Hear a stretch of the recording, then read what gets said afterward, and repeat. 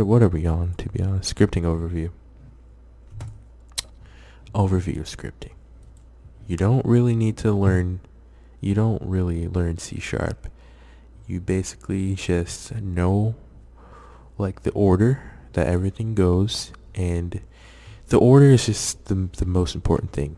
The order. Like, you need to learn how to order your variables. Like, you need to learn that the public or private goes here. You can type private. I didn't tell you that. You can type private, but you don't really need to in C sharp. Either type public or private for variables, and then the variable type, then the variable name. That's what you need to know.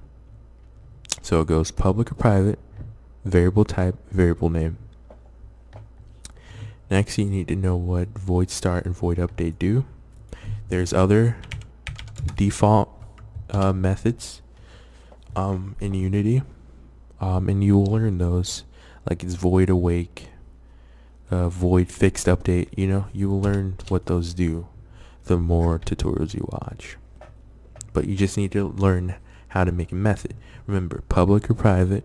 Remember, private doesn't really have to be there, so it can be empty, but just public or private, void, and then the method name, and then you put into parentheses here. Remember, a semicolon goes after everything, and brackets are basically just like different sections of the code. And that's pretty much all C sharp. Like, that's all you need to know about it. And the rest, like how do you think I memorized how like this works and all that? You just watch tutorials, and you just gain different knowledges from different places. just learn. But you just need the key is to learn how C sharp is constructed. And that's pretty much all you need to know. The rest is just the memory and knowledge, and experience. Because experience comes with you knowing that you're making something run on a computer. Remember, it's a computer. It's not like the actual world, so it's not gonna work like, you can't just instantiate like a million objects, because you do that, you're gonna probably break your computer. So you gotta remember optimization and all that, and that'll come with experience and knowledge also. Trust me, one time I made a car game.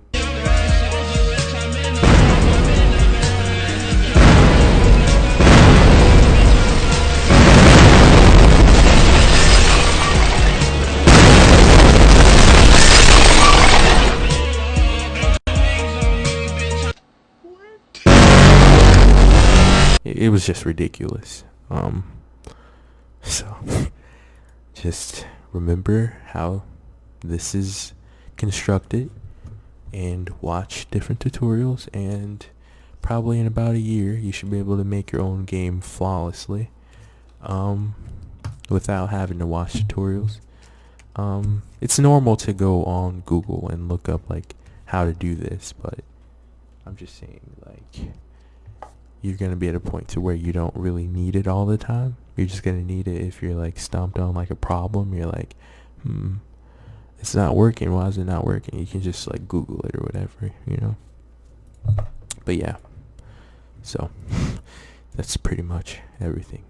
Remember, the order is all you need to know, and the rest is just from memory and all that. So yeah. All right, that was pretty much everything.